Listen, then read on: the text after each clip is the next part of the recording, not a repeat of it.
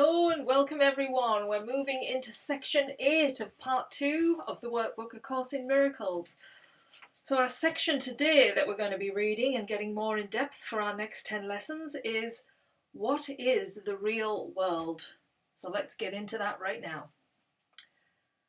The real world is a symbol, like the rest of what perception offers. Yet it stands for what is opposite to what you made.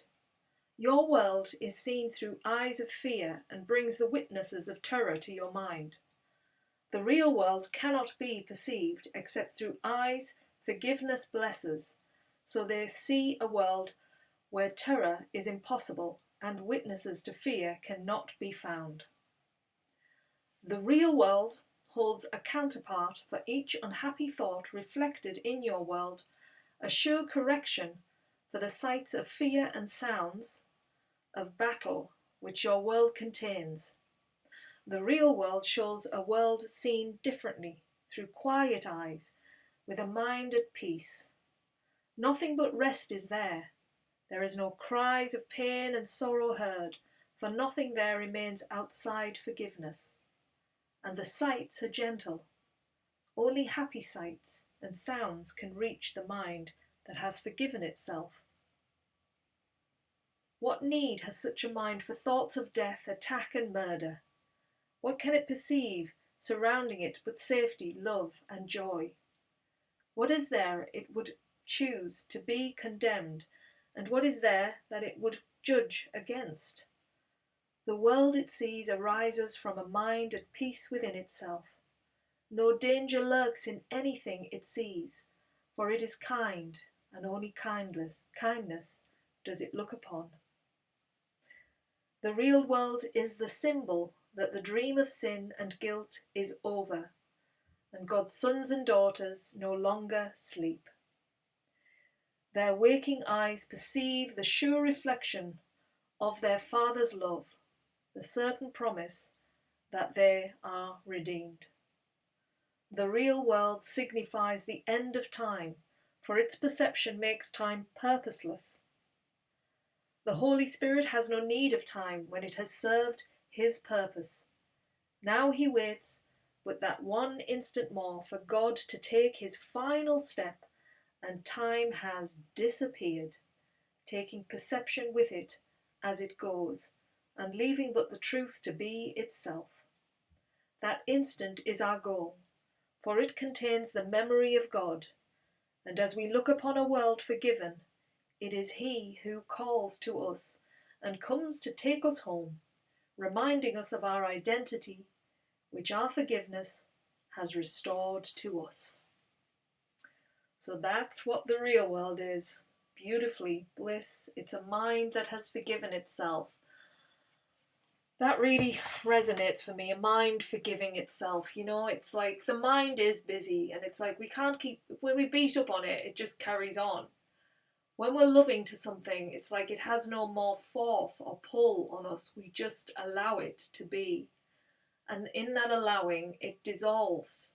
And it's like allowing everything else in our lives to dissolve. All of the things that we've created judgments about, that we've created all these meanings about, and a story that is running its reel. Eventually we just see it as a story. We love it for the story, but we don't become that continuous cycled story, because we are the ever-present, ever-expanding, universal, omnipresent energy that will always be free, will always be of joy and peace and love, because that's just what it is. It expands, it grows, and it's seeking expansion.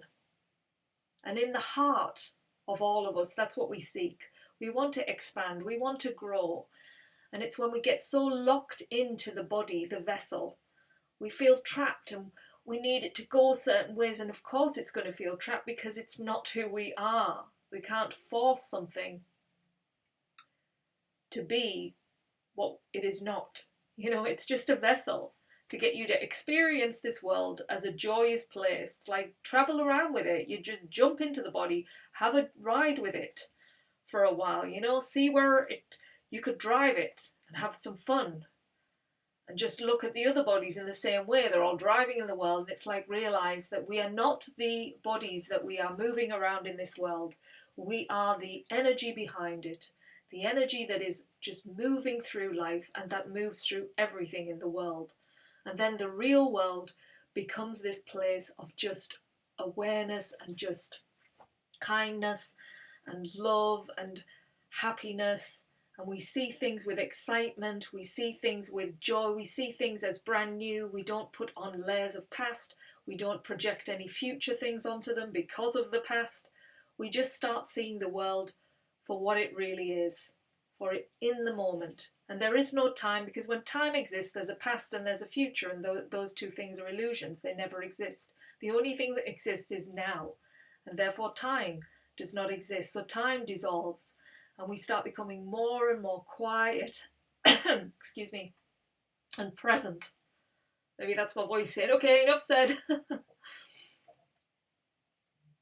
Yeah, we just become really present with being in this quiet now moment, because that's where the gold is, that's where the unfolding is, that's where all the good things are, when you can silence yourself.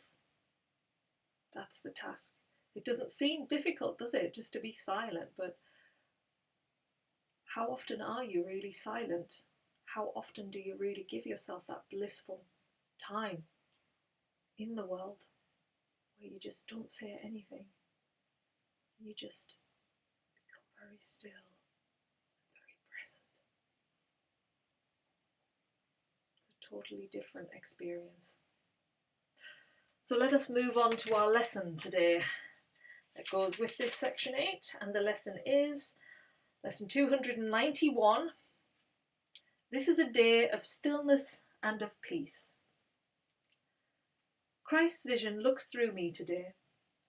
His sight shows me all things forgiven and at peace, and offers this same vision to the world.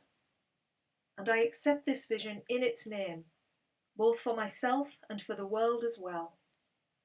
What loveliness we look upon today. What holiness we see surrounding us. And it is given us to recognize it is a holiness in which we share. It is the holiness of God Himself. This day my mind is quiet to receive the thoughts you offer me, and I accept what comes from you instead of from myself. I do not know the way to you, but you are wholly certain. Father, guide your sons and daughters along the quiet path that leads to you. Let my forgiveness be complete, and let the memory of you return to me.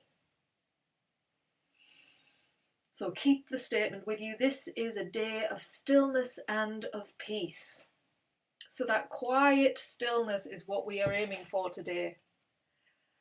And it is there where you will find the unfoldment of that source energy, that dude in the sky, whatever you want to call it. You know, it will come to you when you give the time to it. Because when you're busy, it can't reach you. When you're too in the mind, it can't reach you. Even though it's trying, it's always there. You can't see it because you're unconscious to it. But when you become very still and very conscious to your surroundings, to the inner world, not so much the external, the inner world, like hone in like a vacuum into yourself and allow that vortex within you to unravel. And feel it, maybe for the first time, connect to your heart. Just focus there. Close your eyes and allow that energy in the heart to start unraveling. And just bringing some kind of inner peace, inner stillness to your day. It doesn't have to be some revelation to the mind. That's sometimes what we want, we want our mind to have some kind of amazing epiphany, and then suddenly we'll get on to the next task. Like that's the ego. It's always wanting to get somewhere. This is stillness and peace. This is just being in that blissful place of being present right now. So give yourself some time just to enjoy that blissful stillness.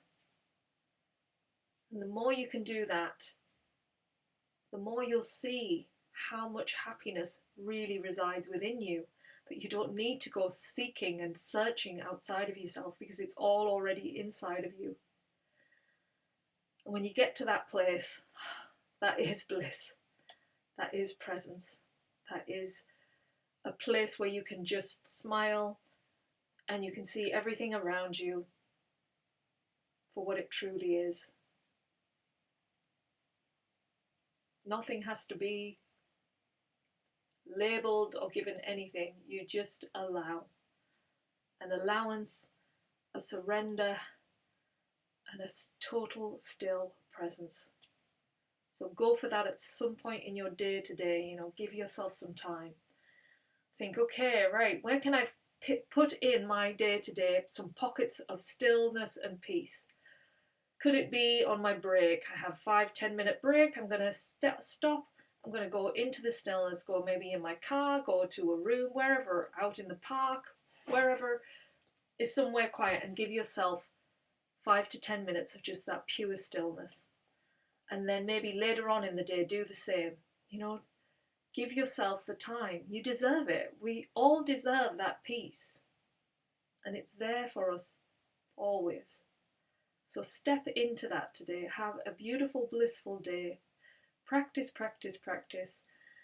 And enjoy the practices, because that's what they're there for. They're for you to find your true self, for you to find that place of bliss forever. And it's there waiting for you to step right into it. Okay. Have a beautiful day. See you again soon. Bye.